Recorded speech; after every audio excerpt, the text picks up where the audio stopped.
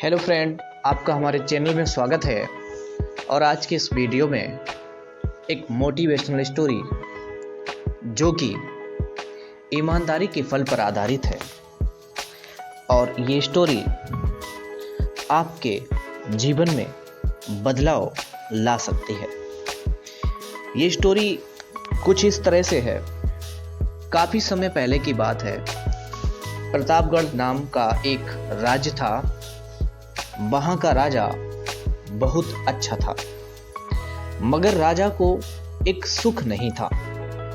वह यह है कि उसके कोई भी संतान नहीं थी और वह चाहता था कि अब वह राज्य के अंदर किसी योग्य बच्चे को गोद ले ताकि वह उसका उत्तराधिकारी बन सके और आगे की बागडोर को सुचारू रूप से चला सके। और इसी को देखते हुए राजा ने राज्य में घोषणा कर दी कि सभी बच्चे राजमहल में एकत्रित हो जाएं। ऐसा ही हुआ। राजा ने सभी बच्चों को पौधे लगाने के लिए भिन्न भिन्न प्रकार के बीज दिए और कहा कि अब हम 6 महीने के बाद मिलेंगे और देखेंगे कि किसका पौधा सबसे अच्छा होगा। महीना बीत जाने के बाद भी एक बच्चा ऐसा था जिसके गमले में वह बीज अभी तक नहीं फूटा था, लेकिन वह रोज उसकी देखभाल करता था और रोज पौधे को पानी देता था। देखते ही देखते 3 महीने बीत गए। बच्चा परेशान हो गया।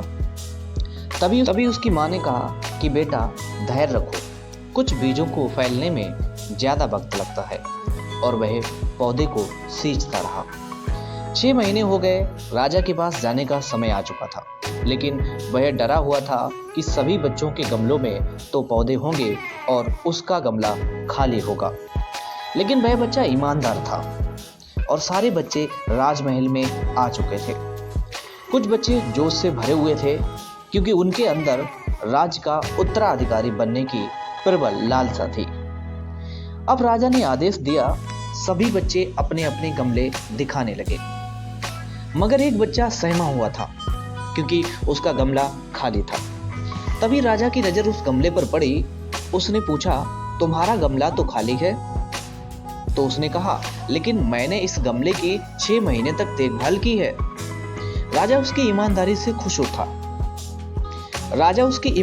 खुश था कि उसका गमला खाली है, फिर भी वह हिम्मत करके यहाँ आ तो गया। सभी बच्चों के गमले देखने के बाद राजा ने उस बच्चे को सभी के सामने बुलाया। बच्चा सहम गया और राजा ने वह गमला सभी को दिखाया। सभी बच्चे जोर से हंसने लगे। राजा ने कहा, शांत हो जाइए, इतने खुश मत होइए। आप सभी के पास जो पौधे हैं वो सब बंजर हैं। आप चाहे कितनी भी मेहनत कर लें, उनसे कुछ नहीं निकलेगा। लेकिन असली बीज यही था। राजा उसकी ईमानदारी से बेहद खुश हुआ और उस बच्चे को राज्य का उत्तराधिकारी बना दिया गया। लेकिन हमें इस कहानी से क्या सीखने को मिलता है, आइए बताते हैं। इस कहानी से हमें सीखने को मिलता है कि अपने अंदर ईमानदारी का होना बहुत जरूरी है। अगर हम खुद के साथ ईमानदार हैं तो जीवन के किसी न किसी पड़ाव में सफल हो ही जाएंगे, क्योंकि हमारी औकात हमें ही पता होती है। हम खुद को पागल बनाकर खुद का ही नुकसान करते हैं। आज की वीडियो में इतना ही। Thank you for watching. Like, share, subscribe my channel.